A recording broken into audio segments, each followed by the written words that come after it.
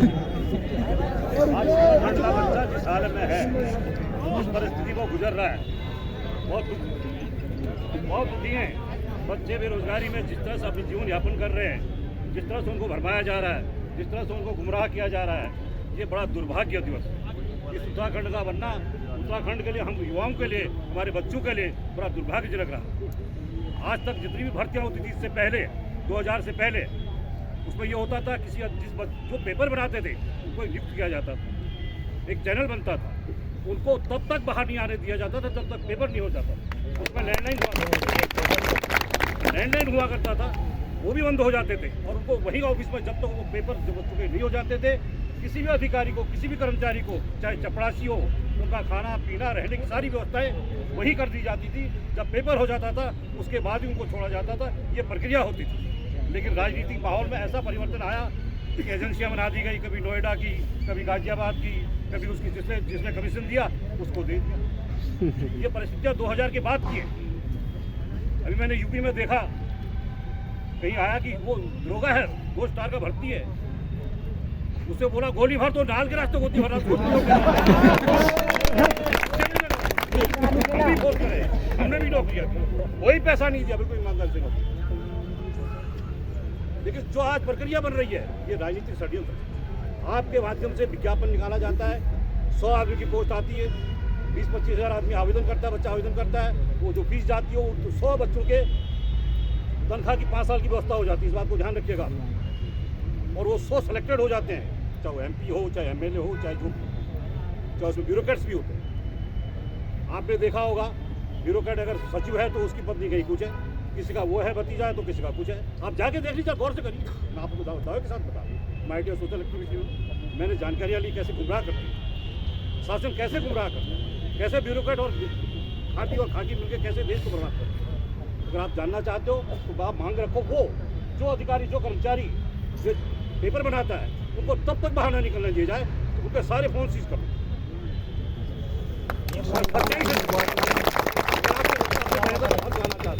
ये दुनिया भर के ड्रामे कुछ नहीं होगा, कोई भाई वो जो भी अधिकारी बनाए तो उनको नियुक्त है, तो उसके बाद उनको बिल्कुल बंद कर दिया जाता था।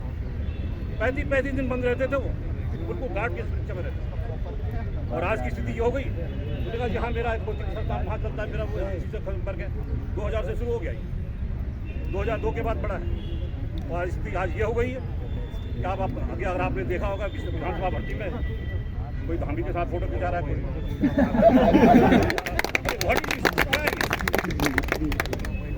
बच्चों का भविष्य क्यों बर्बाद कर रहे हैं? बच्चों के पीछे क्यों, क्या है? इनको रोजगार कब दोगे? हमने उत्तराखंड क्यों मांगा? हमारे बुजुर्गों ने, हमारे बहनों ने अपना इसलिए बलिदान दिया कि हमारे बच्चे बेरोजगार भटके हैं। आप पैसे के बल पर यूपी बिहार और जैसे लोगों को ला के यहाँ पर थोप दो हम पर। आज भी देख लो, अगर रोजगार के सामने संविदा में ही आप देख लीजिए, बहू जी, संविदा में जाके देख लीजिए।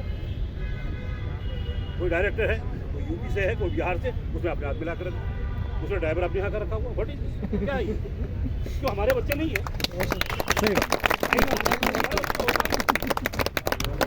उत्तराखंड के बच्चे यहाँ पे रेडी वाले देखिए, कौन उत्तराखंड वाला देखिए।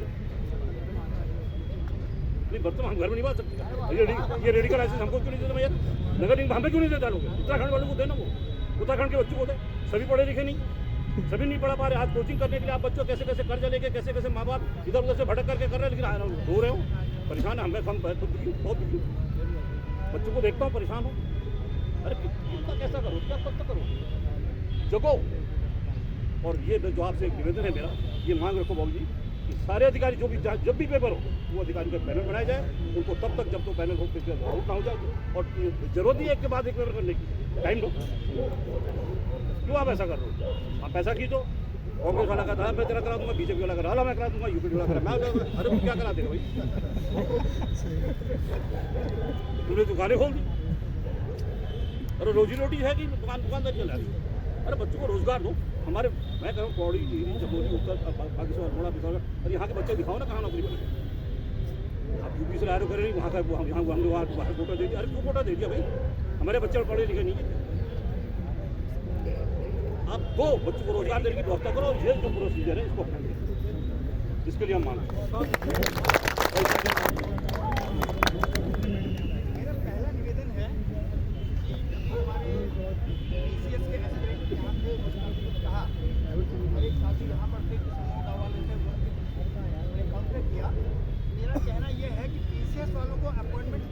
आधार पर मिला क्योंकि समूह गाँव वाले बहुत एक्टिव हैं।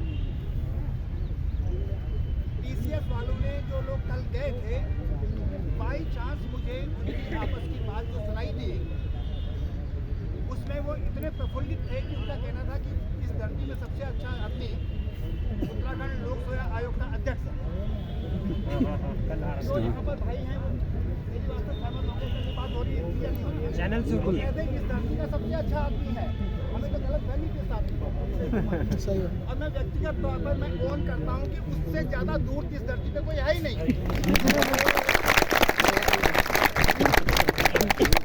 मैंने उसी समय कह दिया था, जैसे ही मैंने वो कॉल सुनी, मैंने ये कह दिया था कि आज शाम को जो ऑर्डर निकलने वाला है उसमें ये फरवरी के महीने की डेट देने वाला है एग्जाम की। किसने कहा उस आदमी से कि डेट दो? ये डेलीगेशन किस लिए गया था? डेट पोस्टपोन कराने के लिए गया था क्या? बिल्कुल नहीं। अगर गया था तो बाकी सबके साथ नाइंसाफी है।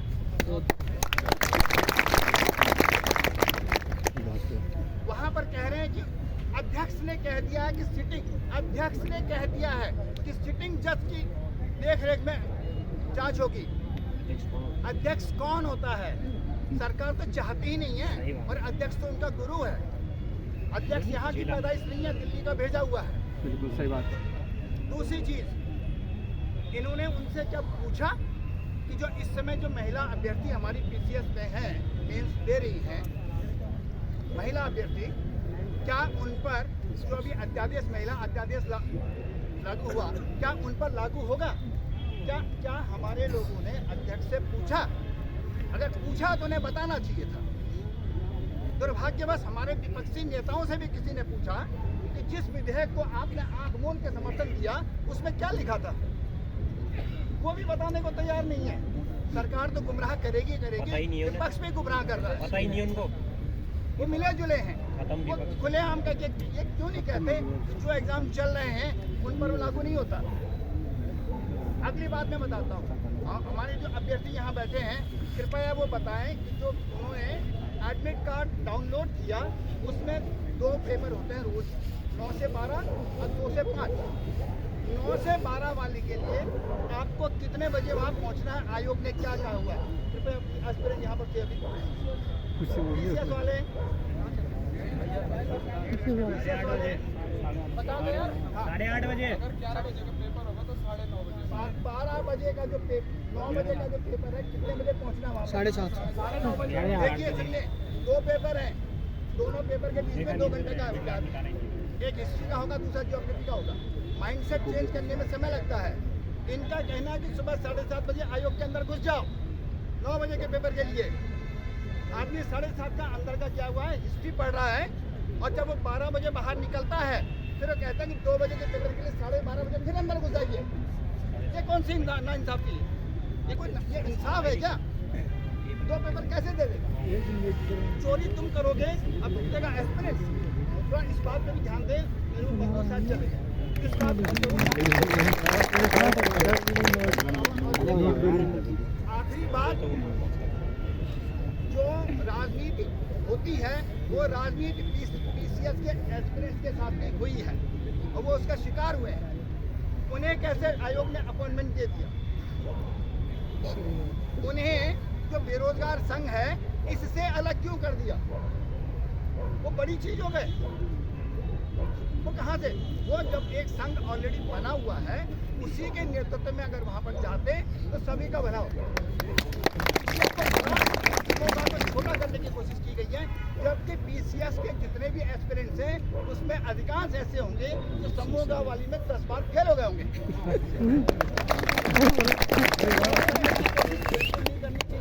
एकता को भंग नहीं करना चाहिए। आगे जो PCS और समूह का ग्रेजुएट लेवल का जो भी एग्जाम हो वो एक ही बैनर के तले होना चाहिए। Thank you so much, so many thanks to you. आपके नेतृत्व में काम अच्छा हुआ है, आप ही के कारण से आगे बढ़ता रहेगा, ये हमारी कामना है।